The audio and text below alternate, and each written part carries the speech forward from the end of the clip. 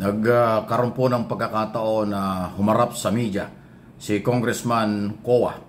Siya yung Joel Coa. Siya po yung chairman ng Committee on Good Government and Public Accountability. Doon sa nag-hearing at diyan niya po na-expose ang marami at nakakalulang mga milyon o bilyon na hindi daw may paliwanag kung saan ginamit. Pakinggan natin po itong question and answer na ito ng mamamahayag diyan sa Kongreso. Okay, yan ka. Pinapaliwanag po kung anong assessment, anong tingin niya dahil as chairman ng komite. Yung may tanong. Okay, so kung paano. Ano po yung tanong?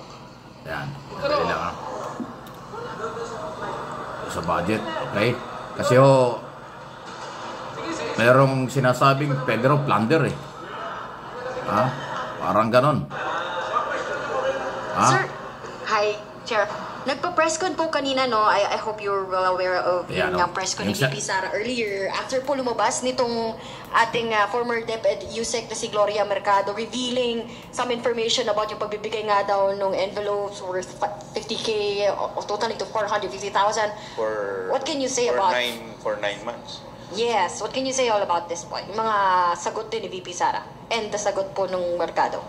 Well, may allegation si VP Sara na sinasabi niya parang disgruntled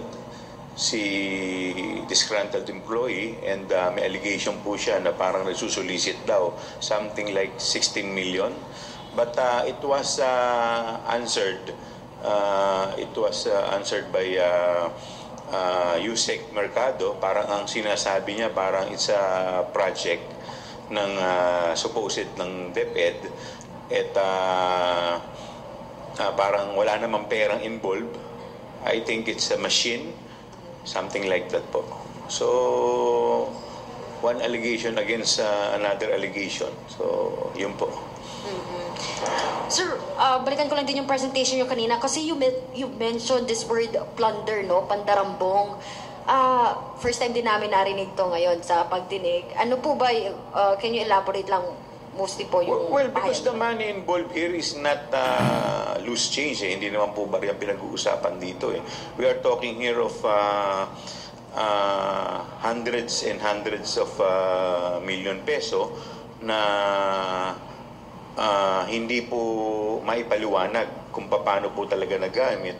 At kung makikita po natin dun sa mga line of questioning at sa mga answer, parang hindi po nagtutugma yung mga lumalabas, yung mga parang halimbawa po yung mga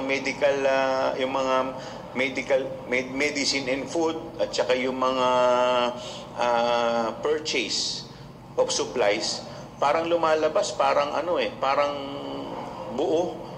Bumili sila ng purchase of supplies worth I think 40 million. Meron pong 40 million, meron pong 35 million. Pero ang pinagtataka po namin bakit wala man lamang butal. Parang sakto po lahat yung mga numero at kagaya po nung tinanong namin sa COA, parang lumalabas, sinasabi nga po nila, kaya nga ito daw po na red flag dahil parang hindi nagtutugma sa mga ebidensya na pine-present. Or yung iba, wala talagang ebidensya. So, kaya nga po nagkaroon ng notice of disallowance. Sir, gaano ka-importante ngayon yung pag-attend ni Vice President? Kung gaano kahalaga na pumunta sana si VP Sara Duterte sa hearings, ngayong may aligasyon na ganito si Corruption. Former Yusek Mercado? Well, tingin ko napakahalaga dahil siyempre kung yun ay nasagot niya agad under oath, at least medyo magkakaroon ng timbang. Kasi po yung sa press con, wala naman po, it's not under oath So you can say anything you want.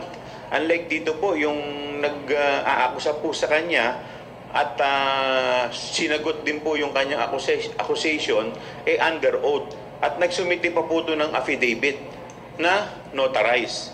So, kung siya po talaga ay nagsisinungaling, si Yusek Mercado, bakit naman po siya papayag na ito ay siya ay mag-under oath at saka i-notarize. So yan o. So pinatutunayan ni Undersecretary Gloria Mercado yung kanyang allegation o kanyang bintang. Kasi nga may sinumpaang salaysay, notary pa, at nanumpa siya. So mahalaga si Vice President Sara Duterte ay dumalo. Kasi itong Committee on Good Government and Public Accountability, hindi pa tapos ito. Pangalawang hearing yan, masusundan pa.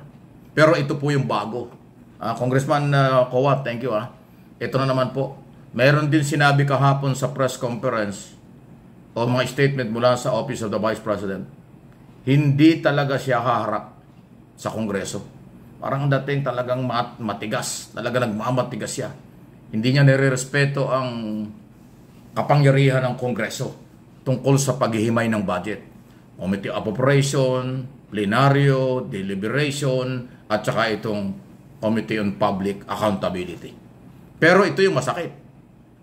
At hindi ito matatanggap ng mga congressman. Ang sinasabi ng kampo ng pangalawang Pangulo, sa Senado lang siya haharap. Ang piling niya, iba ang Senado kaysa Kongreso. Kasi nga, may mga senador na pro-Duterte. May mga senador na kakampi si Vice President. Tingnan natin kung ano mangyayari. Si Ontiveros lang ang pwedeng maging opposition dyan. Yung iba talaga, iba ho yung dating ng mga senador. Ayun ang pagkakamali.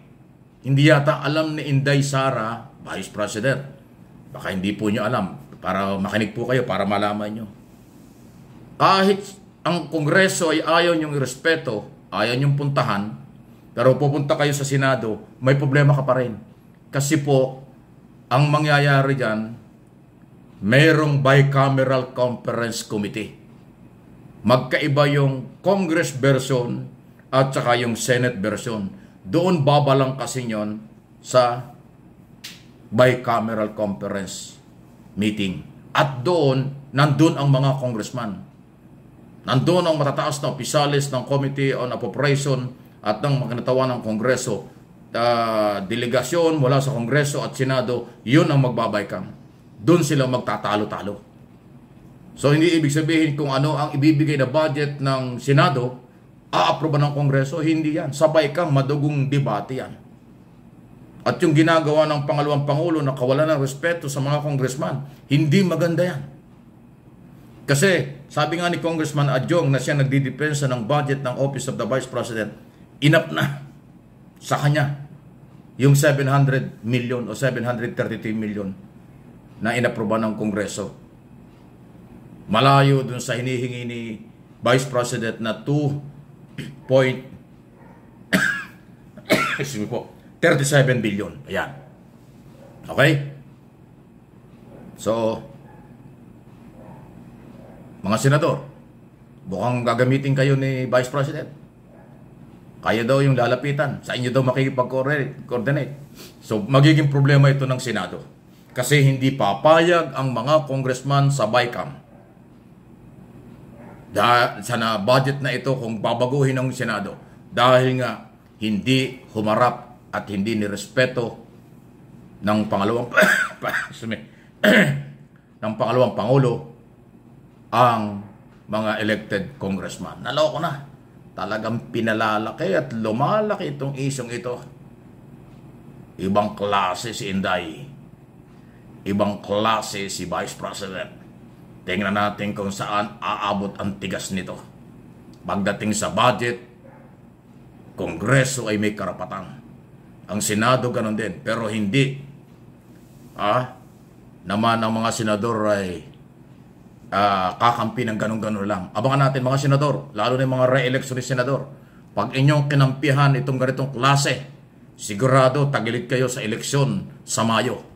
Kaya kayong mga nanonood, subaybayan nyo sinong mga senador ang kakampi kay Vice President.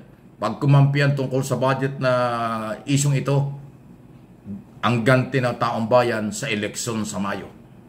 Identify natin kung sino-sino yan. Yan ang inyong obligasyon. Mamamayan, kayo nang bahala. May eleksyon. Diyan kayo makakaganti sa mga politikong sa tingin ninyo ay pasaway. Please like, follow, and subscribe sa aking mga channel.